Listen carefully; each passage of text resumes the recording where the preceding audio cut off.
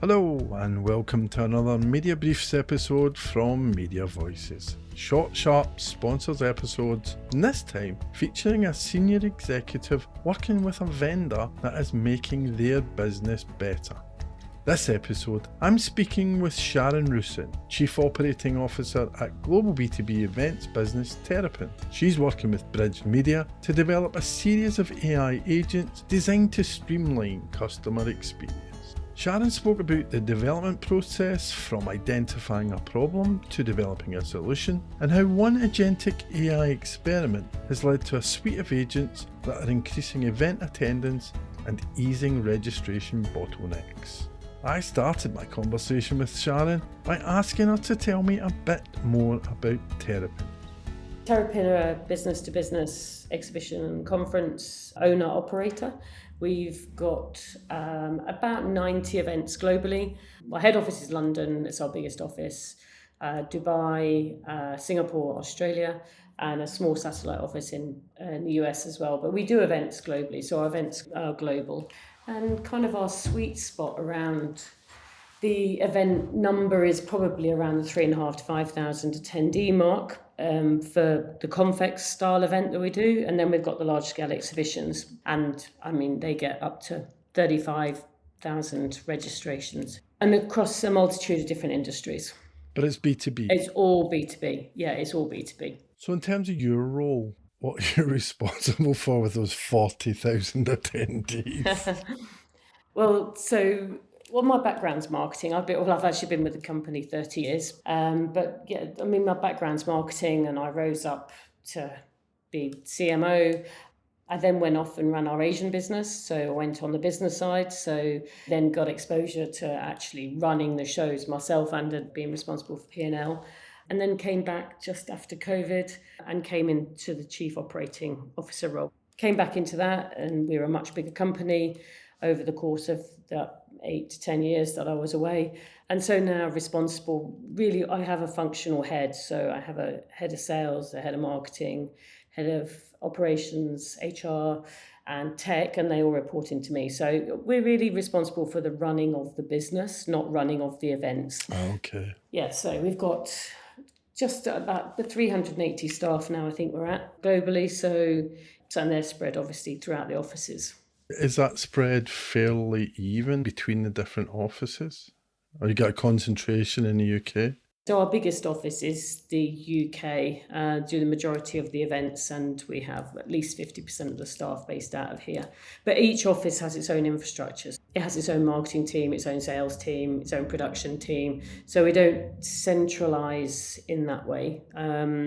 Each office has its own mini setup, but we are centralised from a tech perspective. So everything that we do, we tend to test once or pilot once or twice, and then we roll out. So if you went to work for us in Sydney, you'd walk in and get pretty much the same tech stack as if you were working for us in London or in Dubai. So yeah, so we can share a lot of the insights and data across the business. Is that from an investment perspective, or is it actually from that data sharing point of view? Well, initially, it was really from a data sharing perspective, because we're really, one of our kind of sweet spots as a business has been geo-cloning. So like our solar and storage brands, I think we have about 19 of them now, and they're run locally. So Asia does the Asian events, and Australia does the Australian, Dubai do the Middle Eastern, and UK do the European. Yeah, so it's really allowed us to leverage our brands geographically, and because we share the data, so the data is owned by the central business, not by each business in that way, and we can have access to it. We've been working like this for, I think we first put the first marketing database in about 2000, no, even earlier than that, 1998 or something, when we first started putting the data together.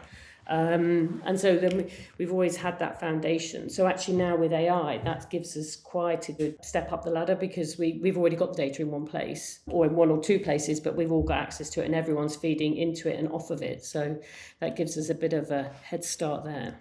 What do you use that data for? How does that help your business? Obviously marketing. We can do lots of cross-sell across that from attendee perspective, but also on a sales perspective. So our sales team have full access to all the data set.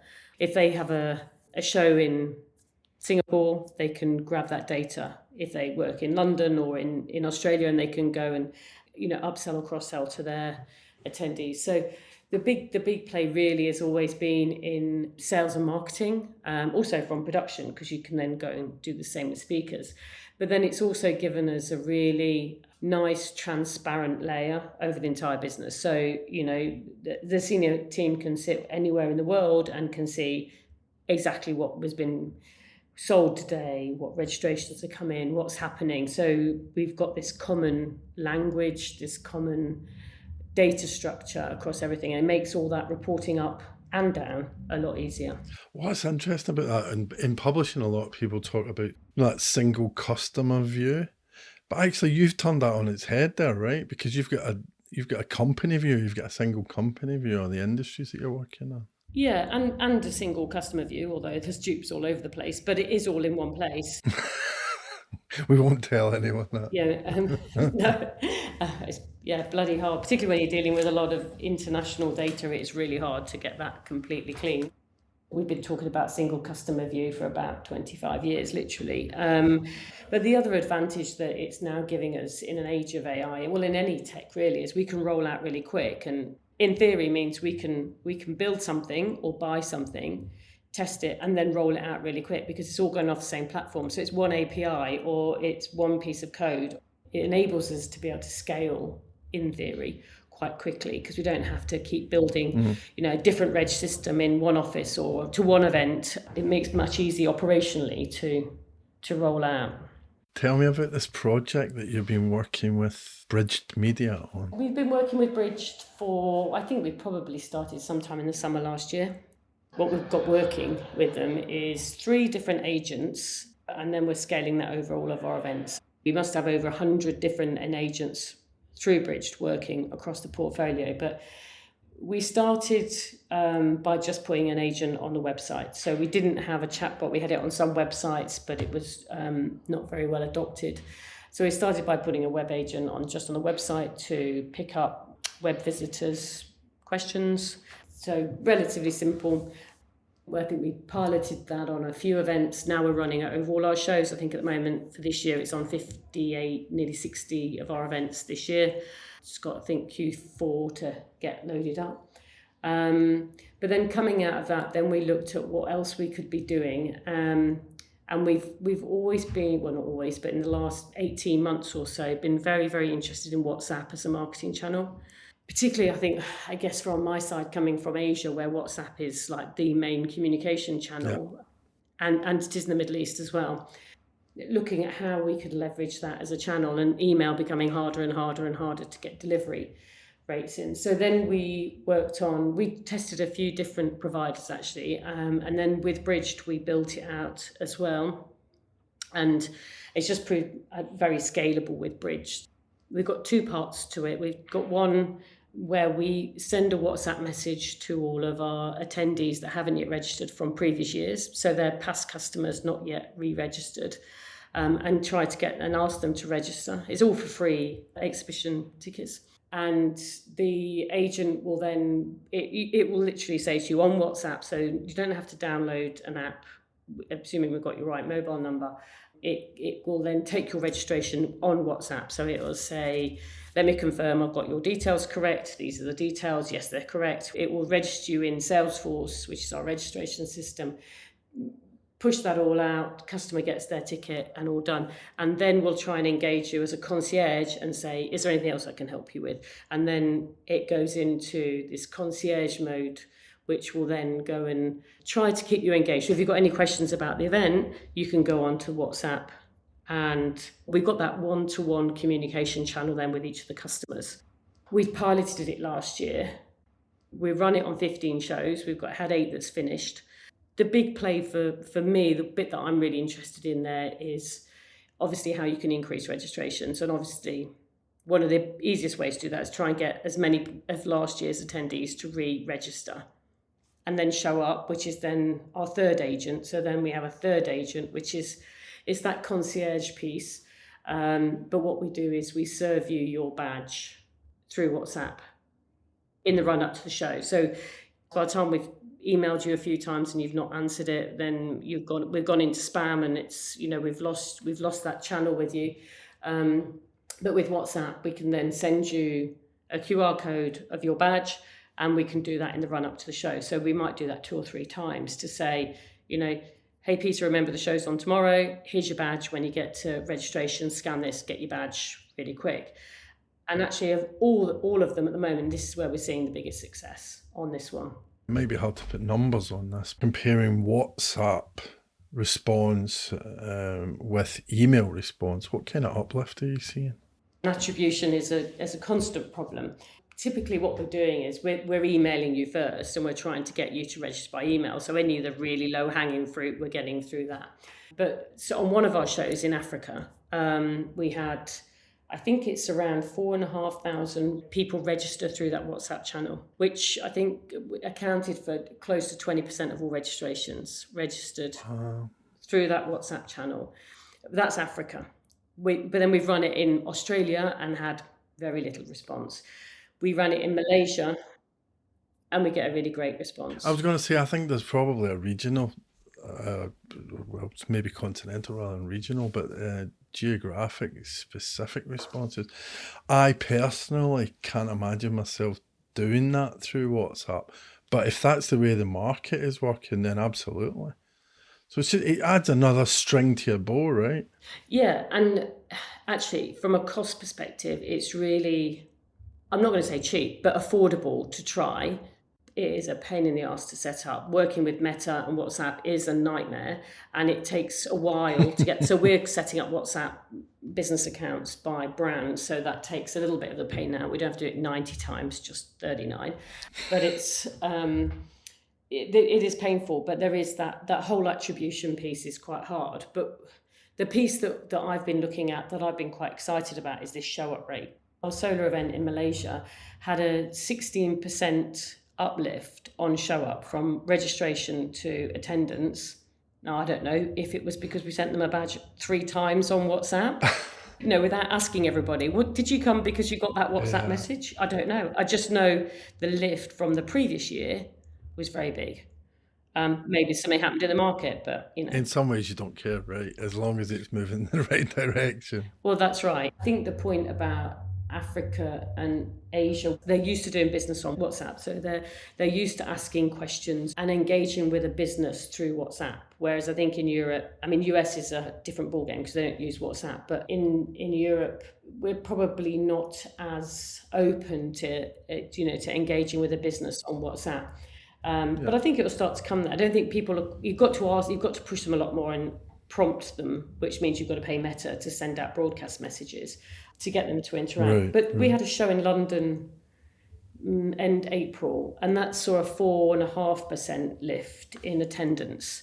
And again, I don't know. Registrations were up, but the percentage points moved about 4 or 5%, which is quite significant on a 15,000 reg show. You get another 5% show up, that can have quite a big difference on your attendance. But was it the agent? I don't know.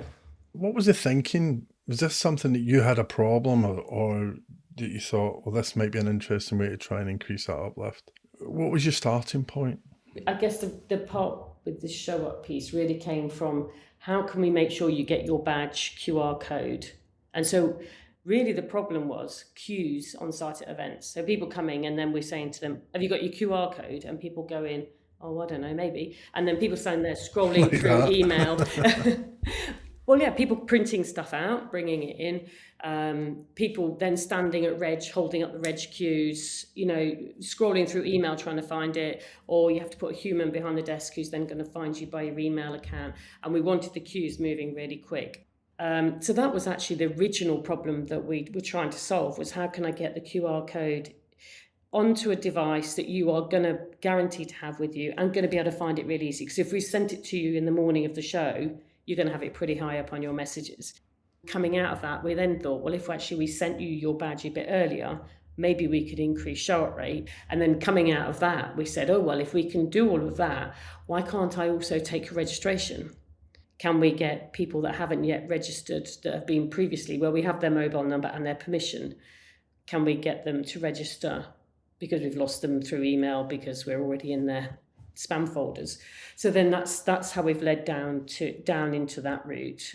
So yeah, new ideas coming up all the time on what we could do with it. And for me, the power is having that almost one-to-one channel with a customer, because once you're on WhatsApp, it feels, well, it is one-to-one. You are then having a conversation with them directly, not broadcasting. And is that all automated? Totally. The only bit that's not is we have to, when we send the broadcast messages out, we do that through another third-party provider that sits in the middle to actually broadcast it out. And then you're paying on top. It's like paying for email, only more expensive. But one of the challenges that we are now facing as we scale to 90 shows is whose job is it to set all this up? Someone's still got to set up the agent at the front end, and you've still got to teach it about each of your 90 events. Yeah. So that's, someone's got to teach the LLM about your event and then teach it what questions. I think now we've answered something close to 50,000 different unique questions. So we've now got that knowledge source so we can feed that back into the teams. But you've got to be doing all of that. So what's Bridged's role been in all of this? What are they doing for you? They built it. They built out the platform, the WhatsApp platform, the web platform, or the concierge, the language model behind it all. They build out all of that, and then we've integrated it with the Weber account so we can send out the messaging. So so they've built all that out. They've now built a portal so that hopefully we can get some of our marketing people self-serving it so it can come out of our central tech team. But yeah, they've built all of that and continue to build on top of it. So now we're looking to what's next. We're looking at how we can monetize this. Yeah. So we're looking at something that Bridged are calling topic takeovers, where we could sell topic words. So if we've got 50,000 questions being asked and someone says, what solar panels have you got on display at the solar event London? People could buy those as keywords, a little bit like search. So we're going to be piloting that on 3 shows in September. Do you think that idea of opportunities coming out of the process, you thought, okay, I've got a problem, we've got people that need their badges quicker, so you solve that problem, and then you see, actually, we could answer questions for people, and then you see, well, actually, we could possibly monetize that. There's an iteration going on there. Yeah, and actually that's, your question was about Bridged, and that's what's been great about them, because we can sit with them and say, oh, could we, is that possible, how could we do that? And because of the way that they work, they build all of that out themselves. We have to commit for 3 months, but it's a low level. And then we buy everything on tokens. So if the customer doesn't use it, we don't use the tokens, we don't pay for it. So everyone's then incentivized or we're charged on success. So if it's really successful, then if we're getting loads and loads of questions being asked, and there must have been a problem there in the first place, then we'll get charged for it. So that's also allowed us to keep thinking of new ideas. What else could we do on this? So we're now looking at building a calling agent with them, because it would be nice to say, okay, we've emailed you, you haven't registered. We've sent you a WhatsApp message, maybe 2 or 3 times, you've still not registered. Maybe we could put a calling agent on you now. Like, let's keep trying to get you to come back again as a visitor. So we're looking at how we could take that another level into a different channel, so we could have them as multi-channeled and tie the communication together as well. If I'm an event organizer or a publisher, and I haven't even started on this journey that you're on, what's my starting point, and what should I be looking for in a partner? Well, my biggest thing at the moment on what to look for in a partner is someone that's not going to tie you into a really long contract. We've been actually pulling out of long contracts, where they're trying to tie you in for 2-3 years, because everything is just changing so fast. So that's why for us, Bridged has been so great. We've just had to buy another chunk of credits because it's been successful, it's being used. Therefore, I'm only paying for stuff that's been successful rather than tying in. And one of my favourites in the event industry is everybody seems to want to charge you about 10 grand an event. Well, you've got 90 events, you can do the maths. That's a lot of commitment to go to the board and ask for, or I can only ever trial it on the top events. And maybe they're not the ones that would be best benefited from it. So the great thing about this flexibility in being able to do this means that we can turn it on and off. So like now we're learning, now we've got it going on here. We might take it off the Australian events because we're seeing very little lift Maybe it's just the events we've done it on the start of the year. But as we go through, we can be a lot more agile with that as well. So my first advice would be, don't tie into big contracts because it's just all changing so quickly. I think that's the biggest thing. And you can probably safely bet that if we're staying with someone or using it in that way, then it's probably being successful for us because we're looking at that from a macro level across all the shows rather than just on one individual event. What I think is interesting about the way you've described how you start is you start with a problem, right? You don't start with a bright new shiny thing over in the corner. You actually start with a problem in your business. Yeah, for us it was that QR code, which actually when you look back kind of felt like a micro problem, but it was one that, when you've got a big show and a lot of reg, it was causing quite a lot of angst. And then that's just led on and on and on. My other thing is we've started our AI journey really looking at revenue and attendance rather than looking at how we could reduce headcount or make people's lives, our own internal lives, simpler. We are looking at a lot of that as well. But really where we put the investment and the time originally is how can we move the needle either by revenue or by attendance, and of course the two things are linked. So that's really where we've started. And if you can then prove that AI is impacting there, then I think you can go out and build the business case on how AI can help in other areas as well, without spending a fortune. Because the worst thing you could do is commit to a long contract, a big amount of money, and then it fail. Thanks so much to Sharon for speaking with me and to Bridged Media for sponsoring this Media Briefs episode. Bridged Media is working to democratise AI for publishers and events organisers, helping media teams scale AI beyond experimentation. They provide decision frameworks, operating systems and measurement practices that turn AI from isolated tools into repeatable organisational capabilities. Learn more about Bridged Media's media think tank approach on bridged.media.